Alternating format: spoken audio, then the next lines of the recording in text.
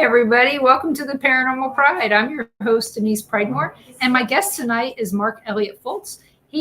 We're coming to you live from his shop here in Pea Ridge, Florida. It's in between Pace and Milton, so he's kind of like my neighbor. We don't live too far from each other, and I'd like for you guys all to get to know him. He's got a lot of stuff he can share. He also has his own show on WBHM-db.com every Thursday night. And at 7 p.m. Central. Yep.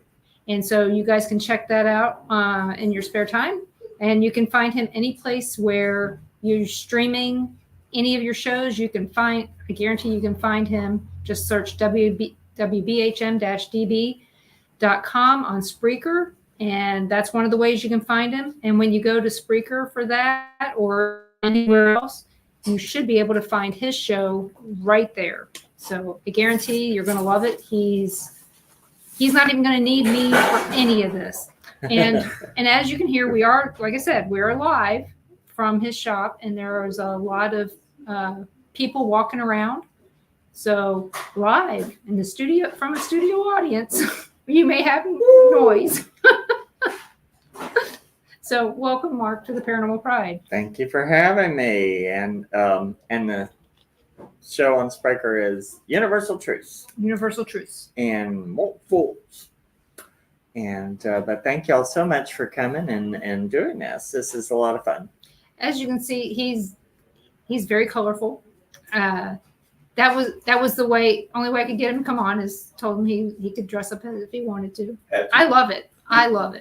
So Mark is also author. He's got a bunch of books, and did you used to do the walking tours in Chattanooga? I had there's Amy Petula does Chattanooga Ghost Tours. I have one, Chattanooga Chills, and I moved 5 years ago to here. And so I have my Chattanooga Chills Ghost Tour online free on YouTube. And then I'm doing one that I'm putting together for Pensacola. So, but yes, but there are 2 or 3 different Chattanooga tours. So that was a lot of fun. Is Chattanooga known to be a haunted place? You can't throw a rock without hitting a dead person or a ghost or because I did 3 books just about Chattanooga. Chattanooga Chills 3, Chattanooga Chills 1. And Chattanooga Chills 2, you can find all these on Amazon. On Amazon. And it was really seriously, because I started collecting ghost stories. My grandmother was a very Christian lady, but she was a psychic beyond. And if she told you something, if she told you a rock was going to fall and hit you, you might as well expect a rock to fall and hit you. And I got fascinated with her ghost stories, because she told some of the best ones, because she came from the Victorian era. And so I got fascinated with her stories, and then I started collecting other stories. Then I became into metaphysics when I was 18 and was very psychic just through genetics. And then I was murdered 31 years ago in a random act of violence, and sometimes that will alter your system to where you have more of a sensitivity, because any damage to the third eye or pineal gland, it will kind of open up, it will overcompensate, it'll have to balance, and it opens up the cerebellum. And when I had I had 2 very interesting near-death experiences, when you're starting to go. And then out of that, that expands your consciousness a little bit. And I came back, and then I started really going full force into investigating and collecting. And so now it's turned into what I do, so which is, and where I came from, you really couldn't do this. You could have a metaphysical store, but you couldn't do readings. You couldn't do some of the other stuff, and it was being taken over by a lot of people who were just into the fad of it, So it's been, a very interesting journey. So, and I don't know if you guys all heard that. He was murdered 31 years ago. He does have skin. He's I not have a skin. ghost. No. So And- needless to say, So- that right there is an unusual story to hear that you were murdered. Yes. And these people just wanted to kill somebody. And I have Marfan syndrome. And when I was 30 years old, because now I'm 61, I was 118 pounds. Marfan's makes you very thin. Your connective tissue is very delicate. And so I was 118 pounds, 6'2", and they saw me. And they were drinking, partying out in a parking lot of all things. And I was going to go visit a friend, and they did. And about 40 or 50 people gathered around to watch it. It was entertainment. Nobody called the police, nothing. And it was 15 minutes of being stopped by 3 people on asphalt for 15 minutes. And with them trying to bust my head open, which is on the asphalt. One of them was taking their heel and really bouncing my head off. But that's what caused the change in the pineal gland. And so then after that, then I went in the hospital and started my death process. They couldn't, they tried for about a week, a few days. And then when it started not working, then I started, they just put me in a room to die and stopped the feeding process and everything. So just let them go. And then I started going. And then it reverted. I went through the death process where you see the people, the lights, and they call you, and you feel yourself pulling out of your body and vibrating out of your body. And then you start to see the tunnel, which is really like a large dendrite going into the consciousness. And then I got up at the top of the tunnel, could see into the consciousness, and then it stopped. And so it just... wasn't time for me to die, but it was but I had to go through all of that to get to where I am now. So I can't begrudge going through it, but it wasn't an easy transition. I do not suggest it as your way of becoming a psychic, but I tell people dropped on my head, talk to the dead, kind of thing. And it's true. And people who have near-death experiences come back from that. But the near-death experience was so beautiful. When you start getting past it and you start seeing the people and the lights and everything, it's so amazing that it changes you, because I'm not afraid of death. Pain sucks, but the death itself is great. Mm-hmm. And I tell people, don't be afraid, and my mother was afraid when she was dying. And then she started talking. She had 10 brothers and sisters, and all of her family were gone. And she started talking to her sisters' spirits and stuff and saying, well, I asked them if it hurt to die, and they went, no. And I said, well, it really doesn't, because once you start transitioning, it's fantastic. And then, and when it was her time to go, I know, it's not anything. We need to see death more as a friend, is not our enemy or something to be afraid of. But the experience, I wouldn't be me without that experience. So I tell people that all the time about, if my dad hadn't been murdered, I wouldn't be the person I am today. Yeah. And it's just, I don't use it as my excuse or my catalyst or anything like that. It's just, it's just part does. of me. It all changes. And I'd like to say hi to you, Donna. Donna's my sister. Hey, Cassie. Hope you're warm back there in Kansas. And hey, Michael and Susan and Brandon, it's good to see you here. I'm glad you made it back from South Dakota. So, and there was also, who else did I miss here? Hey, Steve, and hey, Mom. And that's it. So, Mom said she wouldn't miss. Yep. If you guys have any questions for Mark, please make sure that you put them in the chat room, and I will make sure I ask those questions so that we can get all your answers for you, because I can guarantee he's probably got some answers for you. We'll see. We'll have to have her look at them, because I'm a nearsighted psychic. That's okay. I will be telling you what they say. So, because, you figure sometimes people listen to the show, they don't watch it. And so I always try to verbalize what's in the chat room so that they'll know, hey, of course, this is what they're actually saying. Yes. it, because if we just read the questions, somebody's gonna know what. Sure. If we don't read them out loud, We they're know not how it gonna know. goes. So yeah, you should. And puppets. So yeah, and puppets or baby shark. Baby shark. Whole different thing. So I'm Grandma Shark, Okay. just so you know. I'm also Purple Shark, I'm told. Oh, okay. But that's what Clover does. So. I can't tell what people call me. So anyway. so you're growing up in Chattanooga. Did you know that you were psychic medium before you were 18? Oh, yes. Actually, because I know the baby, I'm reincarnated, so I know where the first journey came from. Okay. And so when I was 4, I would tell my mother where I was before I came here. And, they would, being born a Baptist.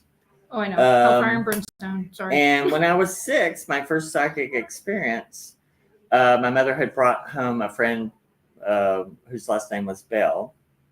Had sent a little tortoiseshell cat home with my mother. Mm-hmm. And she came in the door, and I'm a cat fanatic. And it was the 60s. So we had all that ugly furniture, the couches that were naga hide and covered in plastic and had tall legs. Mm-hmm. Well, the cat jumped down, went under the couch. And I was under the couch. I didn't know the cat's name. And I heard a woman's voice say, its name is Sally Bell, like your mother's friend's last name, Sally Bell. And so I started calling the cat, Sally, come here, Sally Bell. And my mother goes, how did you know that? And then they started going, that was, even though her mother was very psychic, it's different when it was someone else. And so they just started kind of going, ooh, the little devil worshiper over there, let's just, Lovely misunderstanding of what's going on. Yes. So, which they should have understood. It's just nature. And so that was my first experiences. And then when I started getting into 11 and 12, and I had a very rough childhood. So at one point I said, okay, this is a little much for me. Let me turn this down until I get a little older. And I did. And then when I was 16, 17, it came back pretty well. And then when I was 30 and had the transition, then it just all kind of fell in place, and it's actually, I have a lot of psychic relatives, but they're all, it's a real strange thing in the South. People like it, but they're scared of it. I don't get that, because when I'm in New Orleans. Yeah. Yeah. Well, Right. that's the place you go for it. Right. I mean, I grew up in the South. I'm from Baltimore, but technically I'm below Sure. the Mason-Dixon line. My family's all from Virginia, and I actually still have family members in Virginia and Kentucky. And my mom didn't like the fact that I could tell her stuff, Sure. but she didn't. And all she ever did was say, "Don't talk about it because they'll lock you up." Yeah. That was the only thing she ever told me, but that was about it. But the way I saw stuff is like, it was always welcoming for you to be a little bit different, to be eccentric in the South. Yeah. But as long as you're not talking to spirits, is that what it is? Yeah. I mean, you could be a little eccentric, but that goes into, because a lot of the Christian-based things, they're threatened by spiritualists and psychics because they think it threatens them and their business. And because where I come from, spiritualism was huge in the early part of the last 1800s, early 1900s. Yeah. And so it was big, but they were afraid. I mean, they were afraid it would encroach upon people going to church, because I mean, you come and talk to the spirits, and they could talk to your dead children, and that went to the war, and it was a threat. And so spiritualism and psychic abilities were frowned upon at some point. But then again, there were other people into it. I mean, when I was in Chattanooga, when I had a little old Victorian house in a rundown neighborhood, all my biggest clients were little Baptist women who wanted to talk to dead folk, but they had to be very quiet. Right. Behind closed doors. Behind closed doors. And And you find it everywhere, I mean, but in Chattanooga, they chased the spiritualists out. I mean, in 1926, there was 7 women trying to get the church to come back. Mhm. And so some of the preachers and things at that time and KK members cut their throats and stacked them up like cordwood, and that stopped the spiritualist movement. So that's how that kind of thing went down in Chattanooga. And then there's a metaphysical community there, but it's very Low key. Well, and then the ones who are out there, you have to watch out for it's a very strange thing. And I think with like metaphysics, people who've been raised in like Baptist and Catholic, they want to have the same structure. So if you get into, and most metaphysical people are kind of on their own, and they come together and do things, but you develop yourself. But then it was, you have to have a priest and you have to be a follower, a sheep or a goat herder. And, it's like, I'm a goat. I'm an old stubborn thing. So, but if you weren't a follower, and if you were a follower, you have a problem, because then the person you're following may have an ulterior motive. So it's better to develop yourself and do that and become who you are and do what you want, but you're always never going to fit in. So just get used to that, I live that life. I love it. I mean, I have people come by who grab their children like I'm going to eat them or something and grab them and say, get out of here. And I'm like, it's pretty much, I have some metaphysical things, but it's not really, it's like a Spencer's. It's really not like Spencer's is worse. I'm sorry. There's a lot more crap in Spencer's. I don't want my kids to see. And it's like, please, I mean, I have some straight saying, but there's nothing going to eat you here. No. And neat pictures. And it's what now? Those, the sun catchers. Yeah. Oh, I love them. But the light behind it. Yeah, that's what they're meant for. Yeah. Hang on your windows. I think it's very fun and pretty and colorful, and it's actually very odd because where I was working, I could see this in my mind's eye, and I really didn't have a way to get it here, and here I am. And that's metaphysics. Don't be afraid. You can be afraid, just keep moving and do it, and you can be yourself. There's always kind of a cost for being yourself, but big what? If you're going to be yourself, be it. Just walk it. Don't worry about it, because there's always going to be somebody with an attitude, or repent. I had somebody holler at me, repent. And I thought, well, you repent first, for being rude. So my sister says some of the things you were talking about, scare me. Like what? Donna, like what? If it was something to be terrified of, I'd tell you. That's the first thing. But, and with you being in the area that you're in Virginia, I'm trying to learn more about it. Okay. Oh, okay. Well, there's nothing really. I mean, psychic ability is your God-given gift. I mean, that's something that everyone has. And we used it before people were living in houses and cooking in pots. So it's just more, we're just more in tune with the ancient self. Yeah. Because I believe I'm part of the universe, I'm part of the animals and trees. And I'm kind of like an exaggerated hippie, I think. So. I was raised in the hippie era. So, it's Denise's ability. And I love, the idea of Christ and everything like that. I mean, because the idea of Christ is beautiful. It's just what people do with things sometimes. And here I've had to put up a little bit of that. But I feel like the things that I've been made to do, I help people.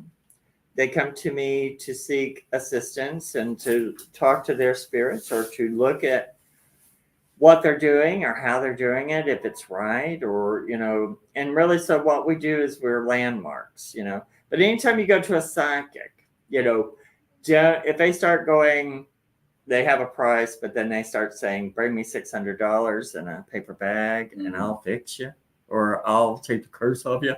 Don't do it. Don't fall for it.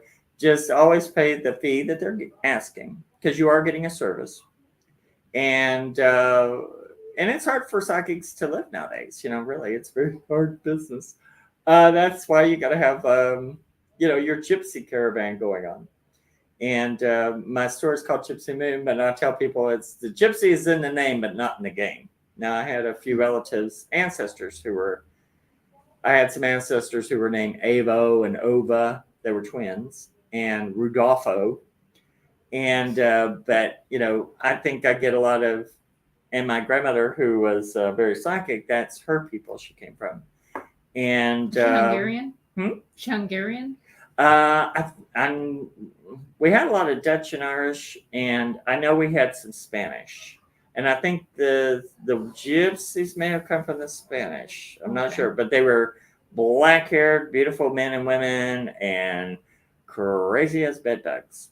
Beautiful, though. Beautiful. My mother's family, oh my gosh, beautiful. And they were some of them, when they were psychic, they were just very psychic. But, you're talking about, a lot of them had my favorite aunt had amber eyes and black hair. And that was from that, that gypsy element, from way back when. So, but, we're all human. It doesn't matter what vessel you're in. We're all human. We all come in. We all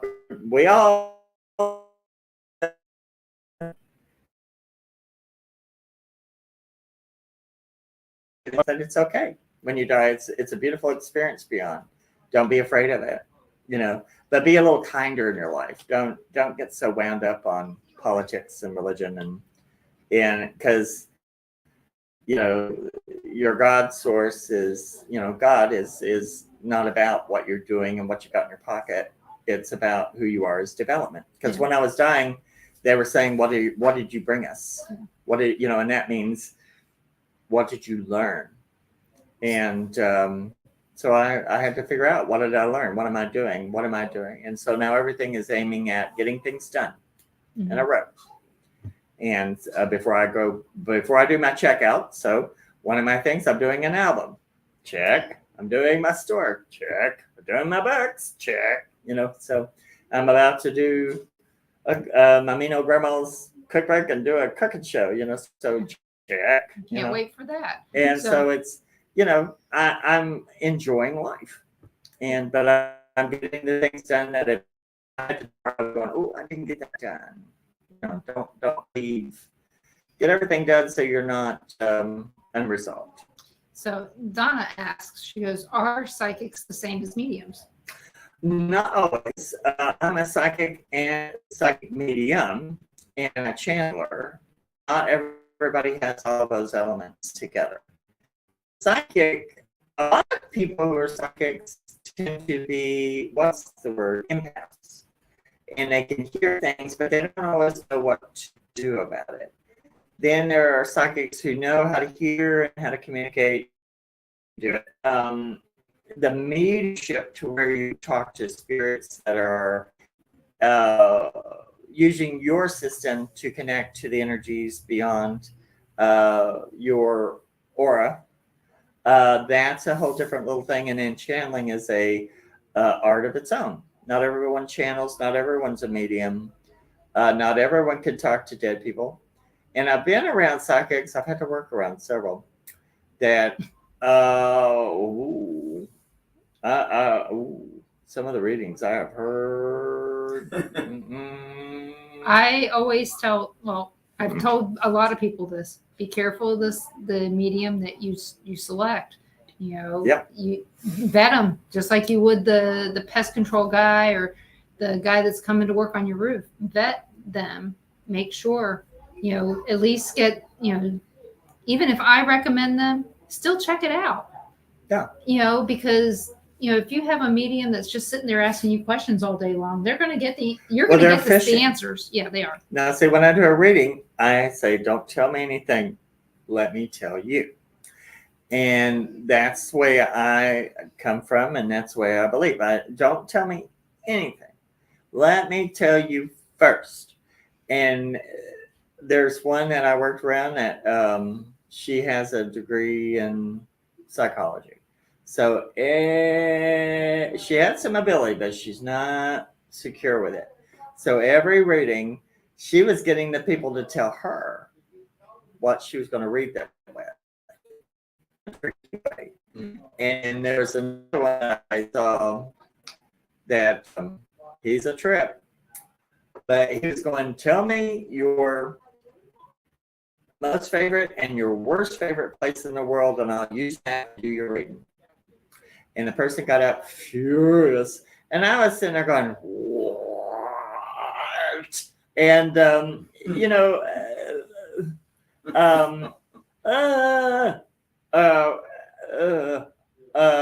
can't even talk about that. That really just blew my mind. They're so fraudulent that all you want to do is slap them. And so if you go to them and they start to do weird things or something, only pay the fee you're told to begin with. And if you don't like them, get up and go and find another, because there are some out there that think they know they're doing what they're doing, and then there's a lot that don't.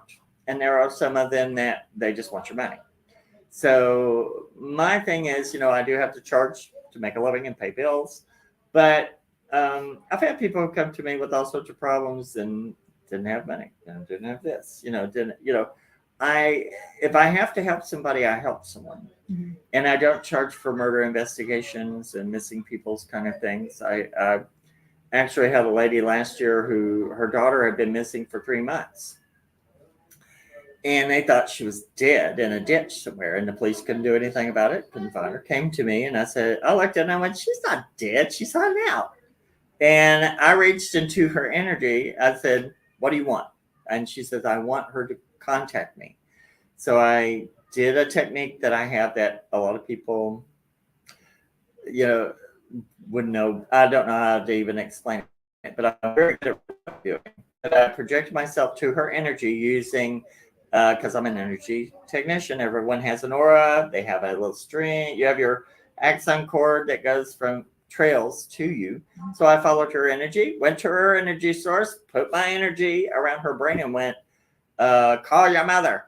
And within 6 days, she called her mother, and they've been all right. She was just hiding out, but she just didn't bother to tell them she was alive. Oh. And so I like to help with murder investigations, because I've had several friends who've been murdered. I've been murdered, and so I don't charge for those kind of things, but it's a complicated thing too with the families, because they get ideas in their head, and if they're coming to you sometimes for confirmation of their idea, but if our idea hasn't solved the case or found the person, then they have a problem adjusting to another thing. But if they're coming to me, you have to be open to that.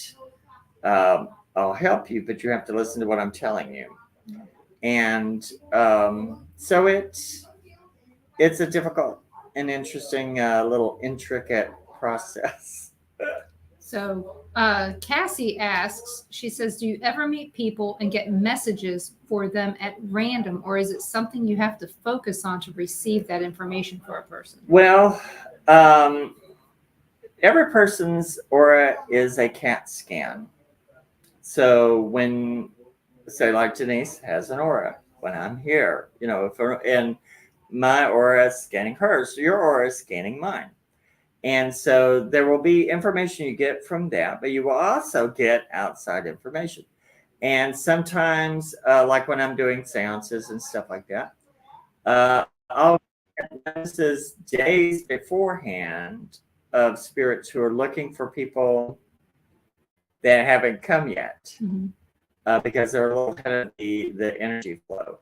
Or, some things seem random, but, the spirits are kind of ahead of our jump because their energy, they're not held back by the thickness of our material. So they've already kind of moved forward and know what's coming. So they know to get ahead, they know to ask. Sometimes it will be random. Sometimes people will get contacts from people that they have no clue who they were going to talk to. And so it's not one recipe. There's as many people as you get out there, there's that many different experiences you get. So that always keeps it interesting because I've had experiences with a cousin of mine. Her mother had died when she was 16, so she didn't get to, and the father had, who was very abusive, threw all the mother stuff and all my cousins' things into the streets and threw them away. Mm-hmm. And because he was just horrible. So she, as a 14, 16-year-old, had to go live with relatives, and then she went and supported herself. And but her mom wasn't able to leave her things. And so 20 years ago, well, more than 20 years ago, we were having a little seance, and I was talking to her, and she was wearing this red ruby tennis bracelet. I'd never seen a red tennis bracelet. I knew what a tennis bracelet was. But I said, well, she's showing me this red tennis bracelet and a little pendant because she was wanting to send that as a gift to my cousin and her daughter, mm-hmm. who had never got to meet her. And they were like, well, I think Mama had a red watch. And I said, no, it's a red tennis bracelet. So they were like, yeah. Mark the crazy, whatever. So 6 months later, they get a package because they had a little business, a little lab. And it comes in, and the daughter, my cousin wasn't in town. So her daughter, Amy, called and says, you got a package from this person that was an old friend. And he didn't know about all this information we'd had.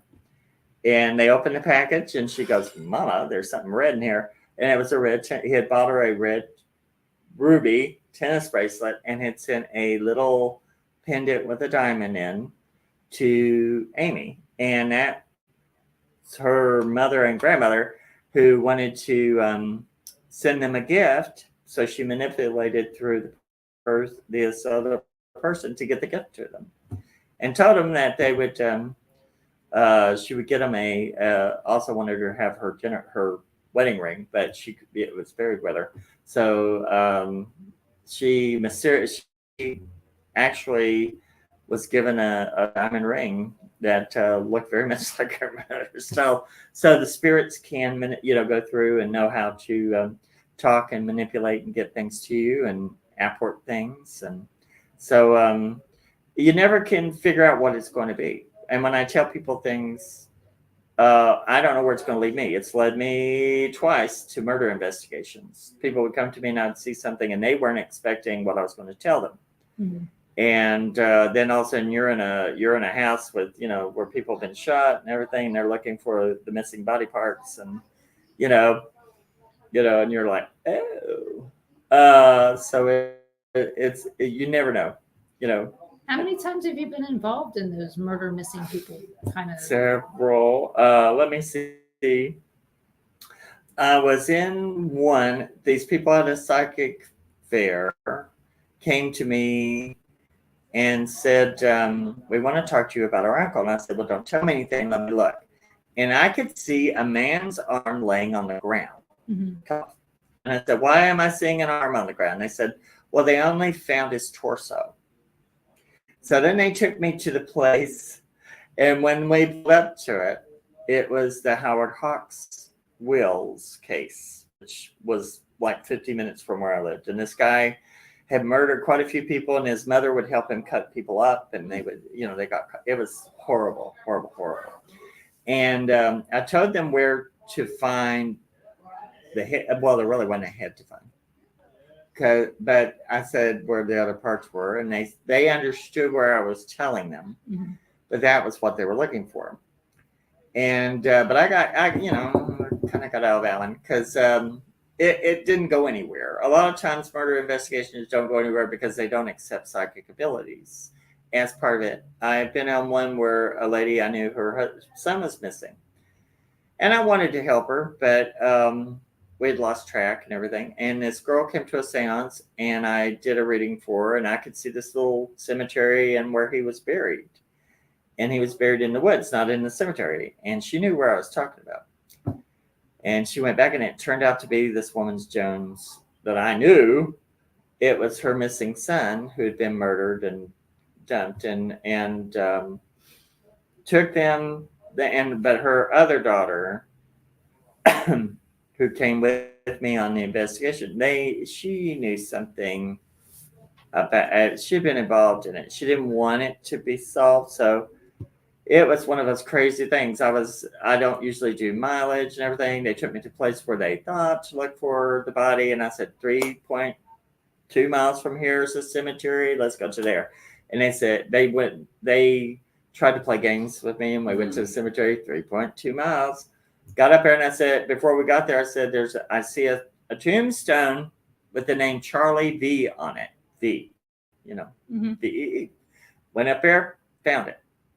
I had drawn all sorts of pictures of the layout where he was. And these people, gangster people he'd been running with, they killed him.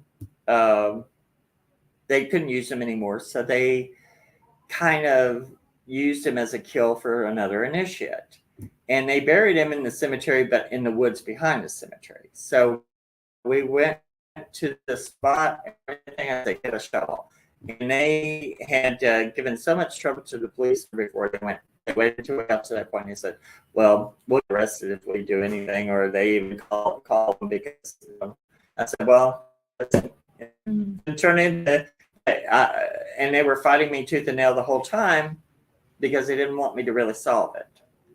So you can sometimes get yourself into sticky situations. And I've gone to the missing people's thing in Chattanooga about 2 murder cases, and they told me things after I told them stuff that were like pretty scary. But so it's not an easy thing. People think, you get information, you go to them. Well, they're not going to accept your information. And if they do, they'll use it as their own information. Right. And there have been cases that have been solved through psychic ability. They just won't tell you that. No. And but I've had good luck with it because it is something that is to heart. Because I had a beautiful friend who was murdered in 2002, and I just went, somebody's got, if I can help in any way, I do. But it's not a respected thing, to do yet, because they still think we're all flakes, even though you can bring information to them that they can't get otherwise. So if you're getting into it to get credit or anything like that, find another career. If you're doing it because it's what you have to do, I have to do it. So, and sometimes you can put yourself in situations that are not good, where people, who killed somebody else, they may be going, well, let's, get them. Or the cops will say, well, some information. You might have been in the car. You might have helped with this murder. Yeah. And it's like, no. And people have been put in jail for being a psychic and getting help. So that's how society is on it. And we are the kind of people, shamans in the ancient days, that, because I'm really kind of disabled physically. Well, not really. I am disabled physically. And people who were injured or disabled, they would either kill them or they would turn them into shamans. And they would come to us. And people still want to come to psychics, but it's just a different, society. Okay, so we're going to go back to your murder real quick. Because I know that there's one question that hasn't been asked yet, and that was, did the people who tried to kill you, were they ever tried? Yeah. Did they get jail time? Well, you have to see.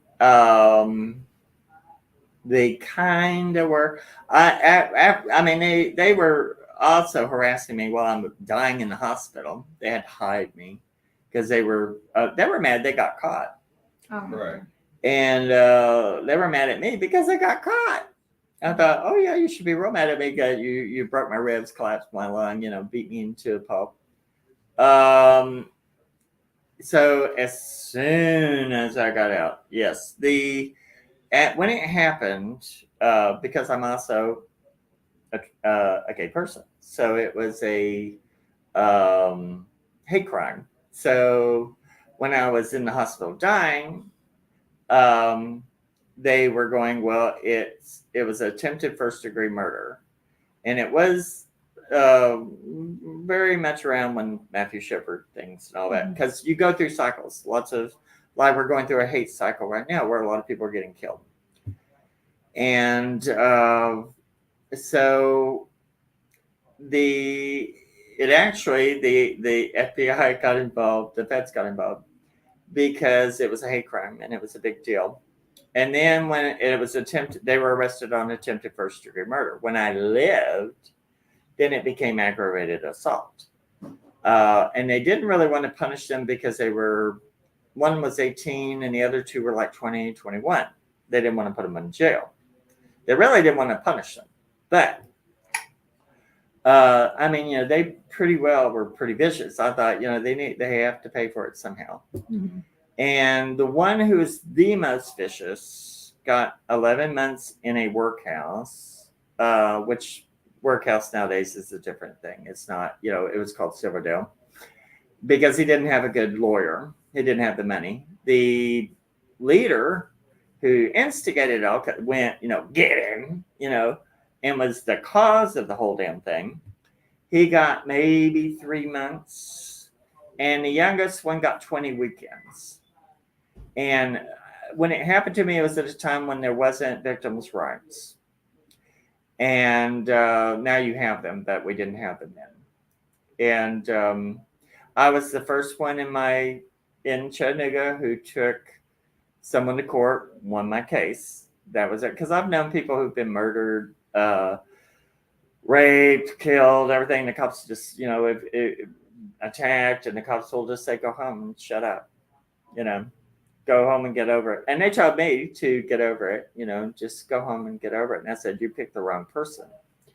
And so when the DA saw it was serious, then we went through it, and that was as far as they went. And at the end of it, they looked at me, and the DA lawyer, Mr. Bobo, he was great. But the leader of the pack, who had tried to that was the murderers, was looking at me so hateful, and the DA goes, well, don't be surprised if they come for you. And I said, I said, well, if they do, you're going to be prosecuting me, because I'm not taking that. And I'm not going to be intimidated, and I'm not going to be murdered by somebody who's just mad because they got caught.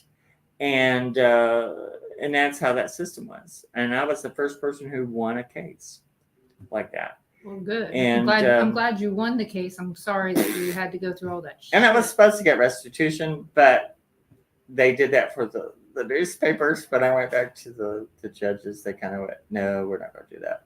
Because it was the 90s. So that it was a whole different kettle of fish there. But there were a lot of people who helped and supported. And it was really, and we proved in court, they didn't know who I was. They just saw this skinny thing going up the sidewalk, and they just were drunk, and they just wanted to attack somebody. And they had been attacking people all day, harassing them.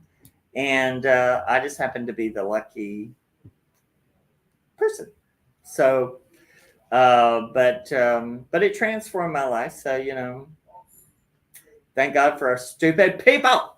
So, hey, April. April's my cousin. Hey, she'll be asking some questions here shortly. I know April Marler, I think. Yeah, you could. I think I do. Yeah. Is it Mueller or Marler? I can't see. April Mueller. Mueller. Oh, okay. I do know an April Marler. Okay. Hi, well, she would listen to some of the shows on Cats Network, so okay. She may know me. So she could know who you may know are. me. But, I mean, how can you miss this? Right. And I'm a big this. planet. I'm a planet of color and, right now. And like I said, and she knows me. Yeah. But that's a story that for another day. Yes.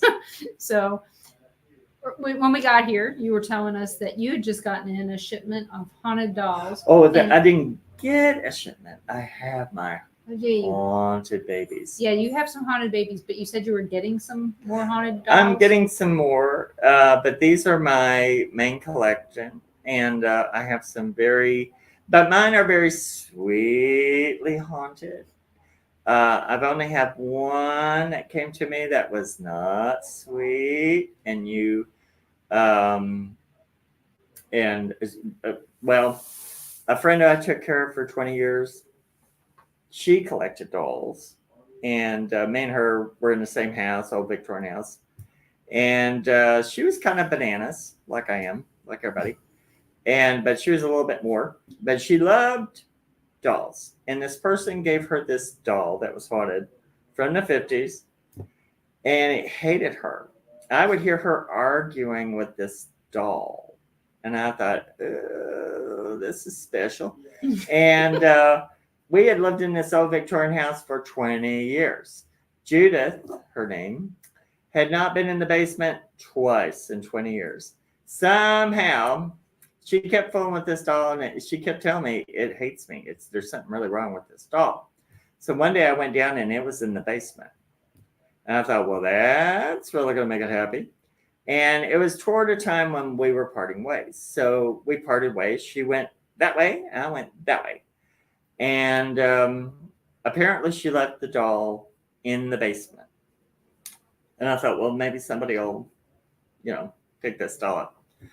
And because it didn't like me either, I could tell. And so I moved 50 miles away in a house that was in 100 acres in the middle of, all we had were raccoons and deer and possums. And Judith didn't know where I went. I actually didn't care where I went. But she didn't know where I went, and she didn't drive. So 3 days after I moved in, on my locked back porch, in the middle of 100 acres, sitting that doll was sitting waiting for me. And I was like, oh, no. And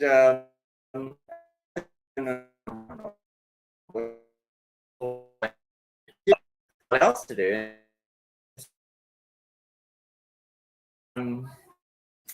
Had transported herself to me, and so I found her a new home, and she never came back, so she must be happy. But I found that one because she hated me, and I could tell. She hated pretty much everybody, but you would have to sleep with one eye open with that one, and I kind of did. I said, you're no. But the other dolls that I get, I have very sweet ones, but they're unique and interesting. And I'll show my most haunted one, which is Lizzie Brown. Now, back in the Victorian era, if your child died and you had some money, they would do memento mori kind of items. And this is a memento mori item, which is a wax doll. They have wax dolls at the funeral home. They would take, before they buried the child, they would take the hair, the eyebrows, the eyelashes, and apply it to the doll.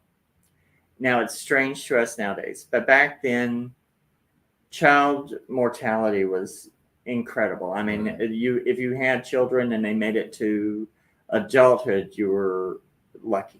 Yeah. And millions of babies died from everything. Mm-hmm. So this was a mourning mechanism. And so the mother took her home and held her, and the baby and dolls are vessels.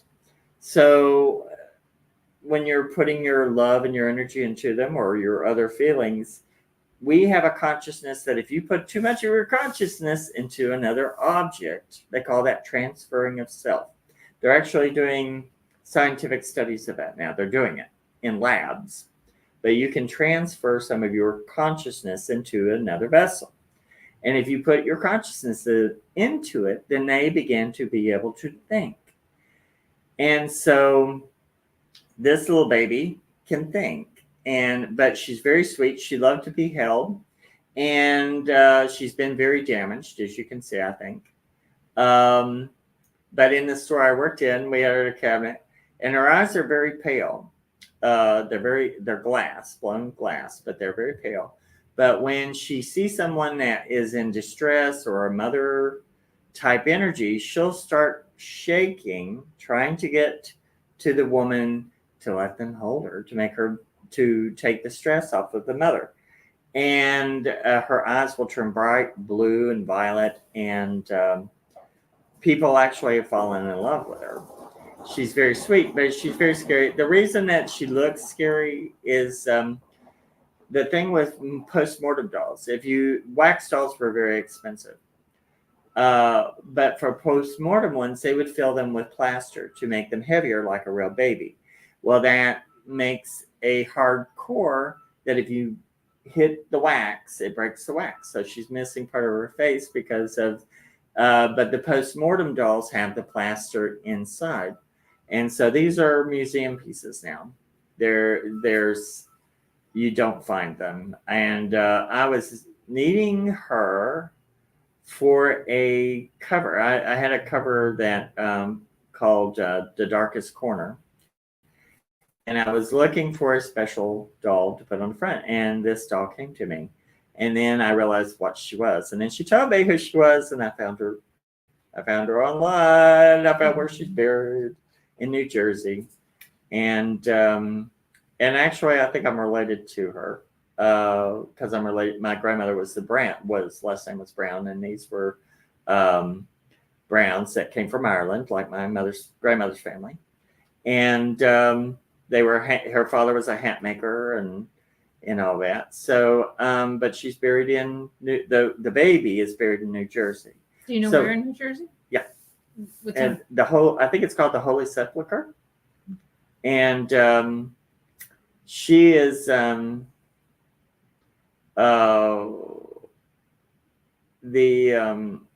she's just very sweet, but she is an experience for quite a few people. People come in and get drawn to her, afraid of her, and then they get drawn to her.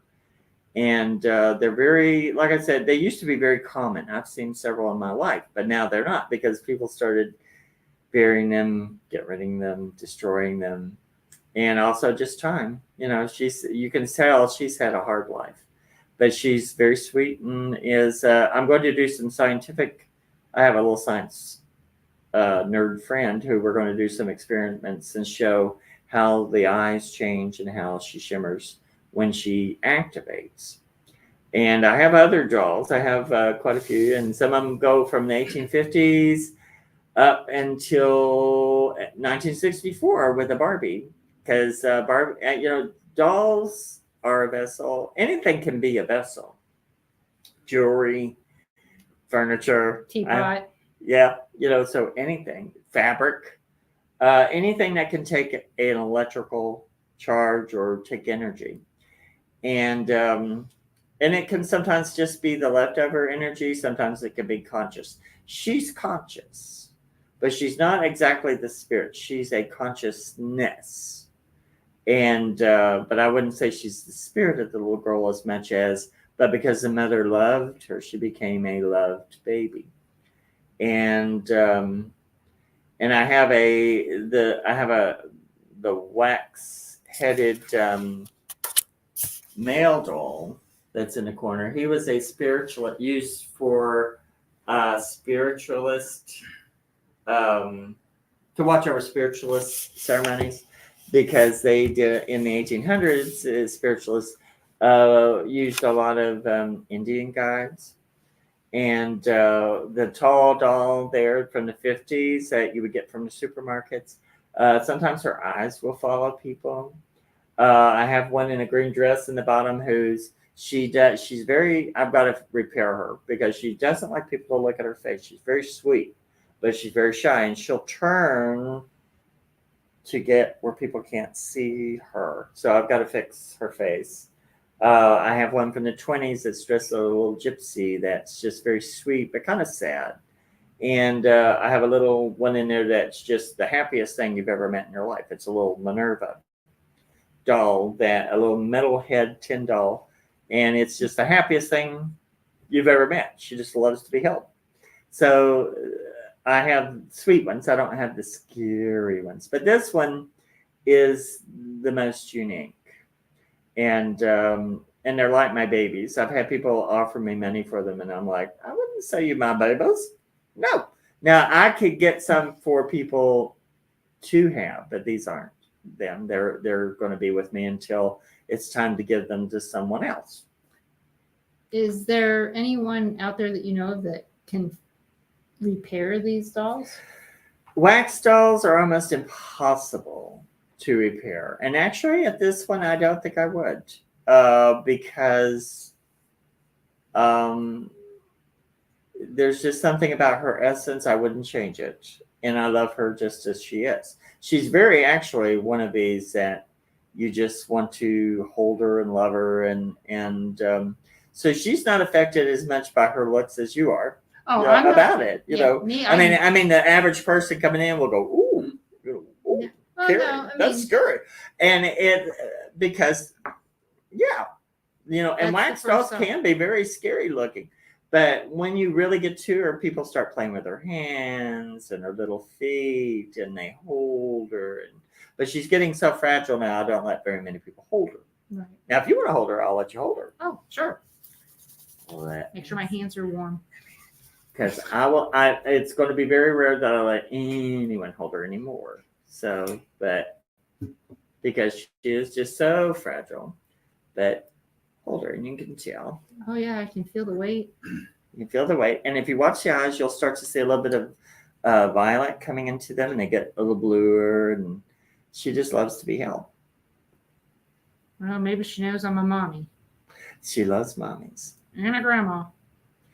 Because apparently she had a lot of sisters and brothers, but she just Her didn't. eyes have gotten bluer. Yeah, she's happy. And she will shake to get somebody. Now, I've got some dolls I've made at home that are scary as hell that I'm going to use in my cooking show. There's going to be one I make cookies for to make her go away. But there's one that is a Raggedy Ann ventriloquist doll for girls from the 60s and 70s. It is the creepiest thing you've ever seen by itself. And I took it and jacked her up. And she is, I scared the hell out of my friend Tia, who works here, because she saw it. Now she loves it. She wants to scare other people with it. But it's not haunted, but it's scary looking because it was a little ventriloquist thing. Mm. And they were trying, you know, when we were little boys back in the 60s and 70s, and you may have experienced this too, everyone bought us a ventriloquist, Danny O'Day or, you know, Charlie McCarthy or whatever. They thought that dolls. You guys all wanted to be. They thought we wanted a creepy ass doll to look at us and for us to stick our hand up their butt and make them talk. And they were kind of creepy. But now they're kind of cool. And one of my favorite movies is Dead Silence, you know, full of hundreds of ventriloquist dolls. And so I made this ventriloquist doll that I have two that are girl ventriloquist dolls, and they are the scariest things you've ever seen. Well, we just kind of freaked out the audience because they thought that we were in two different places because we have this. Oh, the bear. No. It's actually just a painted line. That's funny. And they didn't realize until you handed me the doll. And it was really? Well, I can see because I thought I was thinking it was a split screen. I thought it was a split screen too. I wasn't really know. That's hysterical. Like, how'd you do that? Magic. Thank you, Greg. That made my day. That's funny. Yeah, I didn't even think of that. That's funny. I was actually thinking it too. I didn't realize that was what I was looking at. Yeah. That's funny. We just accidentally set it up that way. Now see her. Look at her eyes. Yeah. And they're getting blue. They turn real pale gray. So when they start to get color in them, then she's activated. Oh, so. So apparently, she thought it was a split screen too. Yeah, that's funny. We're magic. We're magic. You're in the right place. So I told you we were coming to you live from his shop. I mean, why would we not be side by side? Well, you know. But it does look like a split screen. It does. That's funny. Yeah. That's funny. It's the shelves here. Yeah, the shelf. And then the regular wall back there. That's pretty bad. But if you guys ever get out here to Pea Ridge between Pace and Milton, you need to stop in at the Pea Ridge Flea Market and see all the stuff that's here. If you're looking for that random VCR, I can tell you where to find one. You need a record album and you can't find it out there on Amazon. It's inside here somewhere. I guarantee it. You need a CB, they're here too. So we found all kinds of stuff the other day that we didn't know we needed. And see, since I work here, I find stuff all the time.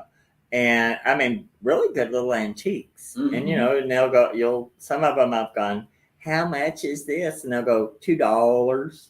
And it's like, run down the street with that, sister. Well, and then right now out there's a sign that's got some stuff for free. Yeah. So I'm going to look at it before I never leave know. because if it's free, I can look at it. If I don't need it, I don't need it. But if it's something I need, I'm going to take it. And there's a lot here. I mean, there's a lot. It's very interesting. It is. So but it is a good little flea market. It reminds me of one in Somerville, Georgia, that they used to have. That just you go back to the 70s a little bit. Just cool little things that you can find for very little. Donna, it reminds me of the one there in Pikeville. Yes, I know Pikeville. You know Pikeville, Kentucky? Oh, Pikeville, Tennessee. I'm sorry. Yeah, Pikeville, Kentucky. My relatives were in Pikeville, Tennessee. Yeah, my relatives are in Pikeville, Kentucky. Okay. Now I've gone to see the Bell Witch in Kentucky in Adams, Tennessee. Have you ever been to her? No, we were No. supposed I to got go, to see her. and I broke my foot, and the doctor says you can't be walking around in places like that with a broken foot. No, And I so, wouldn't either. and now you Because can't get in there. oh, why? They don't allow investigations; they just allow tours now. Well, go on your tour because I went on a tour, but of course, here's the warning. When I went years ago, we went in October, and I had never heard of a buffalo spider. And we got down to the cave, and there's this big spider as big as my hand at the top of the cave. And I thought, well, that's good. It's up there. But we got into the cave, and they go, well, it's the mating season for the buffalo spider. And just don't touch them. They won't hurt you. Don't go in October. And I went into the Fat Man Squeeze, and I was a lot skinnier. I'm the fat psychic, but I was a lot skinnier than them. And it was dark. I made the mistake of touching the wall, and it was fuzzy and bunchy and moved. Mm-hmm. And I thought, if one of these spiders gets on me, someone's going to die because I'm going to get out of this cave. And they were, I'm not kidding you, there were millions of them. But they didn't hurt anybody. They just were there. You can touch them. Actually, they're fuzzy and bunchy. Mm-hmm. But I went into the cave. And when you go back to where the grating is at the very back, I touched the back, and it went, whoa, it did my little psychic thing. And I could see her shoes, which were these Italian things with long stems. So she originally, her spirit was created from something in Italy, but she had like a medieval shoe, which means somebody had started her from something aristocratic. So probably a magician. But she likes to talk to psychics and witches. So you can communicate with her without her hurting you, because she already did her job that she was doing. She was conjured to get John Bell. And after that, she just is in the cave because it has crystal content. Do you have any theories as to why the Bell Witch was going after John Bell? She was conjured to kill him. For what reason? Because someone had an axe to grind with him. Oh, okay. Because he had a lot of enemies. So he was wealthy, but he had a lot of enemies. And this is an old person who knew their medieval type magic. And there were a lot of people there from England and stuff. So they brought that stuff from with them. And she was brought for that purpose, but she was an intelligent consciousness that we would have now called her like a fetch. And because people sometimes, I've had to deal with fetches before, where people create things from dead stuff and they send them out to get information or send spells or to bother people. But whoever did it, they were a real magician. And when they died, then she was free. The person that controlled her was dead, as long as she finished her mission that she was contracted to do. And once that was done, she's free. And so the cave has a lot of crystal energy in it. When you go in, it's a double cave. It's open to a double cave. And when I went in, you could see like little blue streaks of energy, like what you see in the neuron kind of stuff. And so that cave is very charged and energized. And so she just is in there. And that's what keeps her going. She doesn't have to, and she's not vicious toward anyone now or anything like that. She did what she was made to do, because they made her do that. So it really wasn't a real witch. It was just somebody basically like a golem kind of thing. She was a creation that they put their consciousness into, maybe use some actual human energy into or captured, but she was her own consciousness. But whoever did it, she's very intelligent. So the magician who created her way back when said she was dressed kind of aristocratically. I would say she was done by a rich witch. And so she was just a highly intelligent, created energy. But once the person who, people conjure these things, but once they're there, that you've brought a life to your existence that you can't do anything about.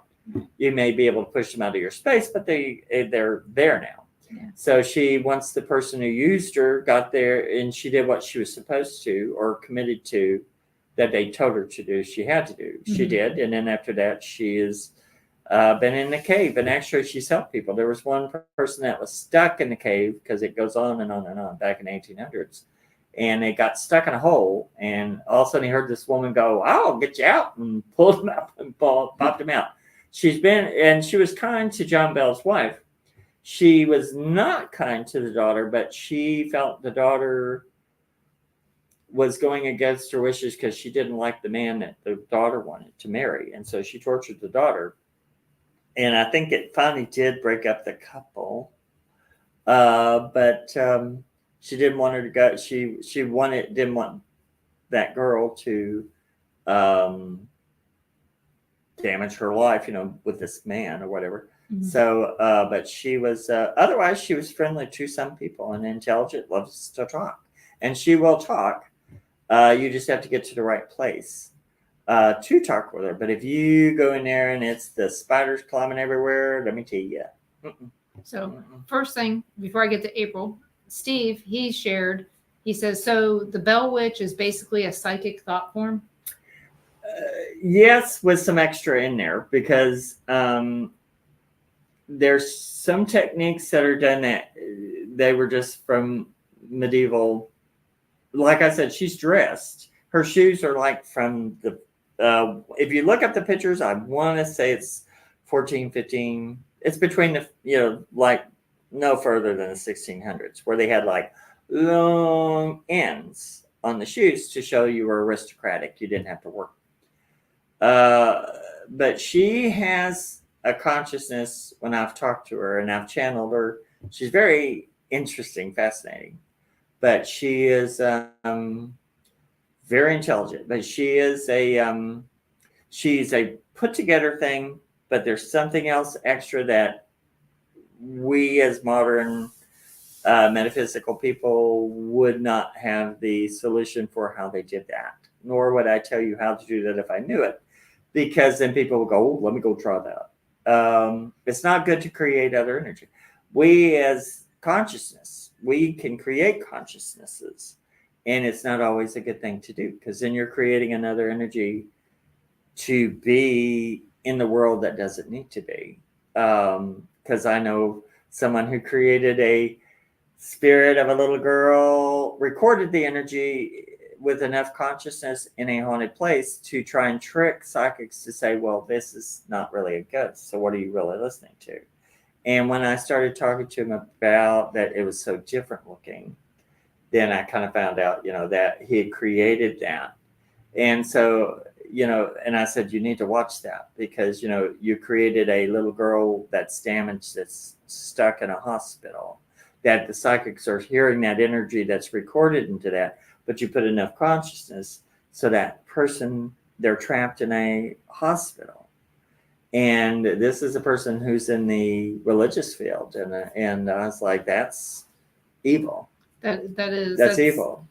I tell people all the time, that it's what you've conjured in the places that you go that sometimes creates the problem. There may not be a portal there, but all these people are going there and talking to who they think is there. Well, and then sometimes there are people there and things there, but there's also a lot of neutral energy that what you apply to it, it will respond back to that consciousness. Mm-hmm. So sometimes you are putting a consciousness into something that was neutral. And so if someone says, oh, it's a scary thing, well, if it has enough consciousess, and some of these things have consciousness, people do ritual and things like that and create all sorts of consciousness that it's like sparks off a flame. But if it has enough consciousness to realize that it's going to eat energy around it. Well, if something scares you, then it gets to eat because you put out energy through your aura. Then they'll do something. Oh, let me open the cabinet, scare you, or, they'll do things and you feed them sometimes. Mm-hmm. And so you begin a relationship with some of these energies. And then sometimes because of there are some spirits that are benign and people treat them like a demon or something like that. And then they'll go, you think you want to see a demon? Let me scare you. And the demons are very, very, very rare. I have seen some. I have seen people possessed. I had a friend who got possessed, and the only way it ended was they got decapitated in a car wreck, and it got out. That's one way to open the bottle. It got out of the bottle. But very few things are demonic. Now, there are a lot of things that are infective that can infect your energies and feels like that. So you always have to do things like this. You have to be in control of your energy. I call myself an energy technician. Before I do anything, I do, if I'm doing a seance, I do a week of meditation beforehand. I do energy work. I have a Teflon coating before I touch anything. If I'm going to go do anything, I do preparation. You always have to, and people are a little lazy now, and you have to get into the process of protecting yourself before you go into these things, so that also when you go into energy, some of the energies are can be hurt or damaged, or people who are lost. Because when you go through the death process, some people are scared to go into the light because they think they're going to be punished, because a lot of religions tell you no matter how good you are, you're still bad, or you could go to hell. Or they feel like they don't want to go on to that. So they keep trying to hang around to live a life they don't have anymore. And so you could be hurting and damaging spirits that you don't need to, and you could also piss them off. And then there are angry spirits, and then there are just some spirits you don't want to be around. You don't want them in your house. You don't want them around your children. And then there's some, you could do things professionally, ethically, kindly, and you can go and look at these things. But a lot of people will go and do these things, stir things up, leave somebody damaged and hurt, and walk off and go, yeah, that's a spirit that needs help. That was fun. And walk off. It's the same as what you're saying is something similar to people who go and investigate people's homes who live there, and then they go, well, we're done, we're going home, and they leave them there with whatever's going on, and it's horrible. And and I've had circumstances like that where I've had to go in where there were children involved, and these people didn't do anything to stop it or didn't know how to do it. And so I try to teach. I have a book coming out, The Psychic Wormstitch. I'm not pushing my book. You need to. But I'm going to teach all of these things, how you can, get things out of your house. Because a lot of people think you have to go towards them spiritually and religiously. Well, sometimes it's an energy, and the spirit stuff will piss them off. And that's why, in a lot of Catholic and bishop kind of things, the reason they put you off on bishops and all that, they don't want to do them because a lot of times they don't work, the exorcisms. But if you approach something as an energy, you can push it out of the system, out of the room, out of the house, and make a new boundary to keep it from coming back in. But if you treat it as, I'm going to treat you like you're a demon, and I take a spiritual or religious aspect toward you, and that spirit doesn't relate to that or isn't held to those covenants, it can get ugly. And so always think about it as energy first. You can go look and see and talk, and if it's a consciousness, you can see sometimes it's recorded energy. Sometimes, and there are a lot of people doing magic stuff now. That is a whole different little aspect, because in the 70s, when people started getting into all this new age stuff, then they just started, a lot of people thought, well, it's fun to do these things. And then they don't realize there are a lot of energies like old oil. You know how oil is made, something was alive and it died and it seeped into the earth. Well, we are in levels of energy, and there are older levels of dark energy that they're old consciousness. They're still thinking. And when you do magic, sometimes you open it's like taking a syringe and pulling something from another level that doesn't need to be in your field, let alone anyone else's. And then you talk to it, use it, release it, and then it's looking to eat and survive. And sometimes you're the closest meal, because they have to eat. And I know someone right now that used a lot of dark magic, and they've got cancer and leukemia kind of things going on. And a lot of people who do a lot of dark magic end up with leukemia because the energy will quit looking for whatever you're sending it for, and they'll just eat because they have your DNA code. And so it's not child's play. It's like Ouija boards are not for children, but they have a pink board out for little girls and a little pink. I don't know if they have a blue one. And it's like it's a real device to talk to spirits. It's not a child's toy, but people use them and open them and bring things into our sphere that don't need to be here. They don't want to be here, actually. And so you have to be cautious. There's a lot of fun elements to being spooked and scared and investigating. And then you also have to understand you're dealing with psyches and actual people, essences of people. And then there are some things that are beyond us that are so old that they look at us as food. So doing old magic things to shock people and stuff is not always a good idea. No, definitely not.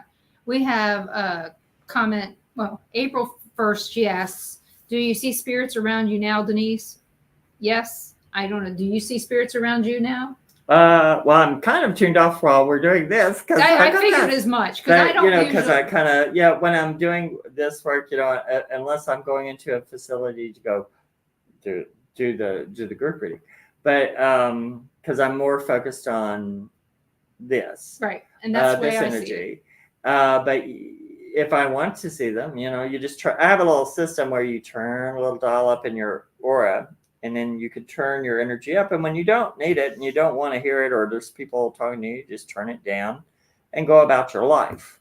Because a lot of people don't know how to turn it down. Yeah. One lady told me that she uses hats. Well, to turn it off. Well, that's because when you put the hat on, you're symbolizing covering up your third eye. So maybe that works for her. It's the same thing. You come up with any technique you need to turn it up or turn it down, but you need to have your energy field in a good working condition before you do anything, so that you keep everything at arm's length, so it's not just in your face, in your system, and getting infected or taking you home. there's a lot of people come to me and I go, where'd you get your dead boyfriend? You know, well, I went to the cemetery. And, you know, I just got in her car and went home. We went to the cemetery yesterday. We went out to Yeah. the Baghdad I cemetery. don't see any dead boyfriends or anything. No. So, yeah. Well, it wouldn't be mine. I don't know anybody here. But it was a funny thing. We found this gravesite for, hey there, Carl. So we happened to see this for Michael too. He's the guy who got hit on the highway out here, which I didn't know that at the time. 2018. In 2018. May. Oh, He was is that the walking- one they talk about that's haunts here? I don't know if he Oh, wants really? here. There's But somebody who hunts here. They Was he a Just- singer? I don't know. They just said there's this It's guy. just Okay. down the road. Yeah, he was coming from Not far. mugshots Not when Okay. it was couple Ryan's. miles, maybe mile. or Yeah, two. and he was walking on this road, got hit by a car. Well, we found his gravestone just randomly, okay? Yeah. The picture on the gravestone is him sitting in front of a gravestone. Oh, that's special. Yeah, and it's the guy who owned Joe the mills. Force. Joseph Forsythe, Yeah. the guy who owned the Baghdad mill and the Arcadia mill. Oh, okay. But we're looking at the picture. Okay, we'd never been to this graveyard before, but we were walking around, and he goes, well, that's really neat. It looks like he's in a graveyard. That's kind of weird. And as we're walking back to our car, and I pull I up the said the picture, and fence. I said the fence looks familiar. It looks like something we've seen. Yeah. And that's because we parked right Oh, by it. okay. yeah, so we go over there, and I show it to him, and I go, look, this is it. This is right where he was sitting Yeah. when he had that picture taken. And I was like, oh, that's weird. Hi, kitty. She's looking for her kitties. They took them. A rescue came and got them. Oh, the rescue came and got her Oh, kittens. she'll get you. She'll get you. Oh, She's pitiful, but That's- she'll if you pet her, she'll get you. Oh, well, we saved enough cats in our And time. she's being fed. She's all right. But, So- but there is they told me the other day that there's a young-ish gentleman that haunts here that you'll just see him walking through the parking lot. He was only 31, so Yeah, it could so- be yeah, Michael 30, too. yeah, Could be. 32. And that would be very funny because I mean that I've not heard that story yet. I haven't even opened myself up to what's outside of the store right now because you're in a flea market facility. Yeah, And you've so, got everybody's stuff. Yeah, everything. Yeah, he worked at the. Mugshots. It was Yeah. Ryan's at the time. Yeah, it was Ryan's at the time. It's Mugshots now, Yeah. and he was walking eastbound Oh. and Wow. got hit, which I don't know whereabouts, but But he was it's what's right strange here is in he this was in the area. eastbound lane. He was heading eastbound, but he was in like the center lane. Okay. So I don't know if he was crossing the street or whatever. Or but just you never I know. don't know why. I don't know why he'd be I don't know. crossing, but it was just kind of weird that You Yeah. found him.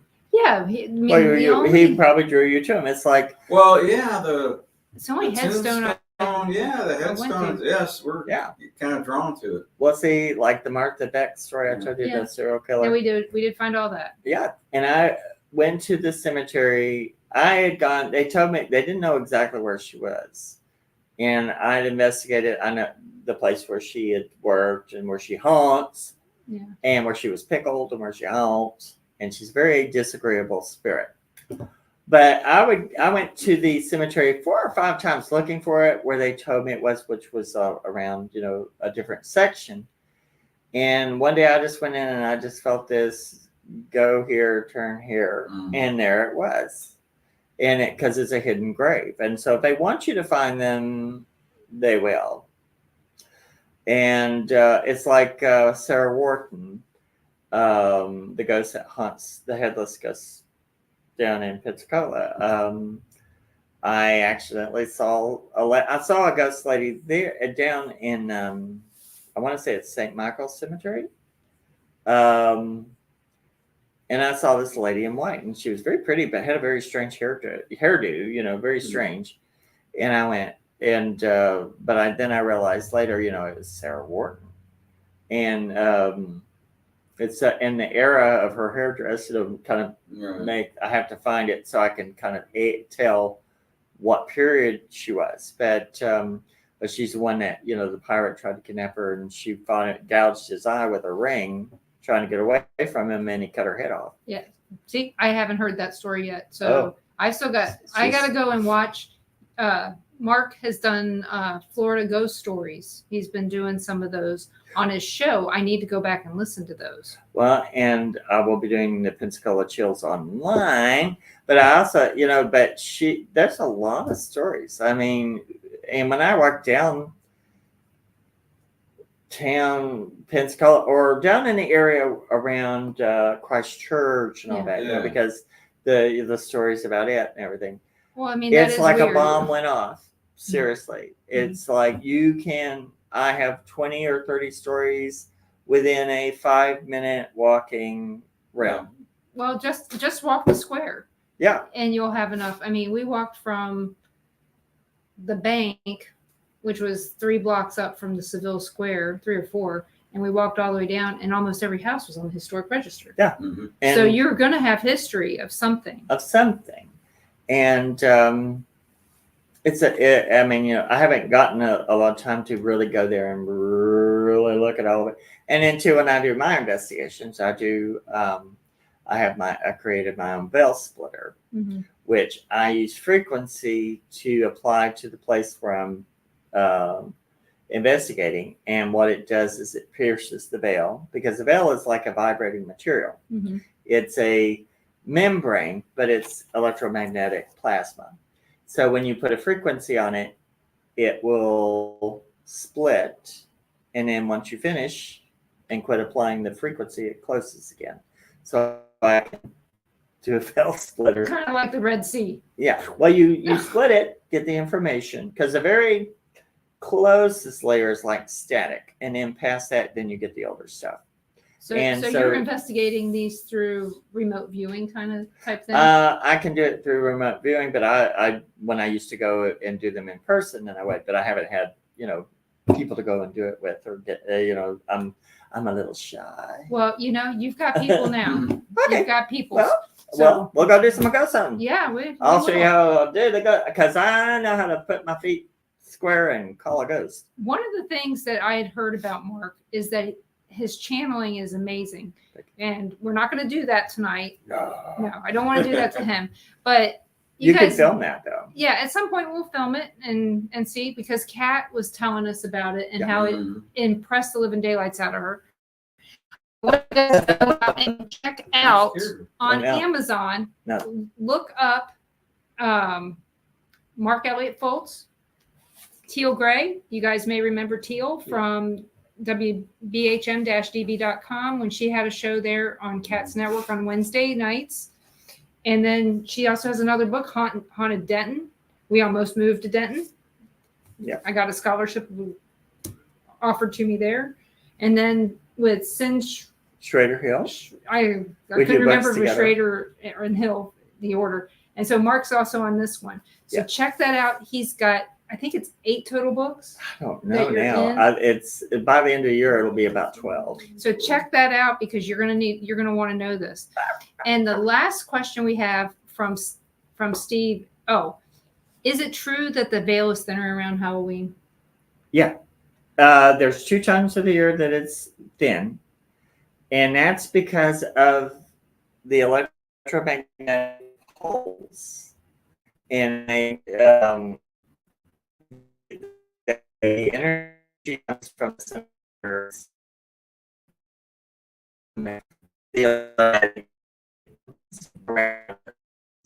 And just 2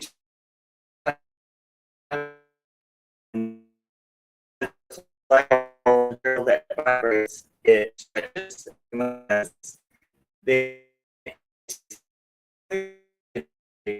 2 times of the year that is the best is first and November 1st.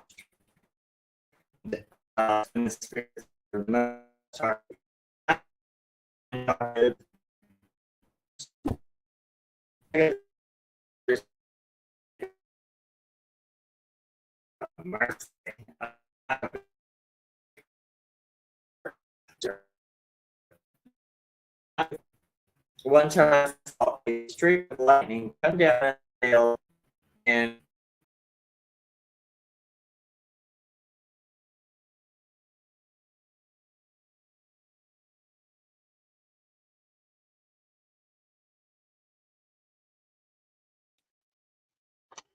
Folks, I think Denise lost signal. We'll wait here a few minutes and see if she comes back. So just stay tuned. Okay, here she is. When, Okay. when you talk about We're paranormal back. stuff, it doesn't want to be talked about. It will turn itself off. But I saw two lightning strikes meet, and it turned into a red flashing figure that ran across the field. I've seen lights come out of the thing. I saw, one of the figures they call big. It looked like what you call an Iwa. The Indians called them Iwas, which were the 7-foot tall, long, lanky, hairy things. And they're interdimensional beings. And then it follows ley lines. And I got to see it following a ley line behind the car I was in. And my cats were with me because I was moving. And it was like 3 a.m. The cats were just glued to it and climbing on my head going, "Wah!" And I said, it's too late for this, you know. So, I just went, no. I just went on, but I got to watch it, shamble off following the ley lines. So, the May 1st is the best time to really see and hear and feel. So I'm going to end this with this one last question from Steve Foster. And if you guys heard that sound, it was the cat on the roof. Really? And it was That's a cat I running. think so. Well, I Open also the heard. door. Okay, Yeah, that's what I say. There. I thought I heard something run across the roof. I see a reflection of a light. Okay. Yeah. So- Kudos. So Oh, Steve Foster says, do you know or can you find out who created the Bell Witch? I could really look at it. I have channeled her before. I actually have a weird little. We tried a rough one with some people I thought would be really good at helping me, and it didn't turn out so good. But the channeling itself was amazing because it sounded like a storm coming out of my mouth because it was real. It was amazing. But she, the person that she said, she did say, Catherine or somebody with a K, that it was a female. The person that John Bell pissed off, he pissed off the wrong person. And I do feel like it was feminine, and that's, but she knew how to, from her background, from she did some old school magic because this was real magician kind of stuff. And then she died not long after, apparently she did this, and it just ran its course. And so I would say it was probably, I think they called her Kate. Yeah, But Kate, I think the person Kate that Batts she, is who is in the history books anyway. and I think, but I think the woman I think she does associate that the person that called her was a female, was a lady. So guys, I'd like to thank you guys so much for coming tonight. And I hope you guys enjoyed this. I did. I know I did. And make sure you check out Mark's show on Thursday nights at 7 p.m. Central on WBHM-db.com. It's called Universal Truths. And if you want to find the replays of it, check anywhere out there where you have streaming. Look up WBHM-db.com, and you go through there and you click, and you'll find his shows right in there with Kat's and everybody else's that she does on her network. So if you have any questions or can't find it, let me know. I will tell you where to go, where you can find it. It's my favorite thing to do, telling people where to go. So I will pray that Elijah gets his bear tomorrow. That's for sure. So you guys have a great night, and join us next Monday night at 7 p.m. Central for whoever my guest is going to be. It's going to be somebody great. I guarantee it. I know that you'll love it. And join us tomorrow night at 5 p.m. Central right here on the Bill of Rights Network for Paranormal Nation Radio, Not So Normal. And hopefully we'll have something that'll spur your thought process into something good. So we'll talk to you later, and you guys have a great night. Bye.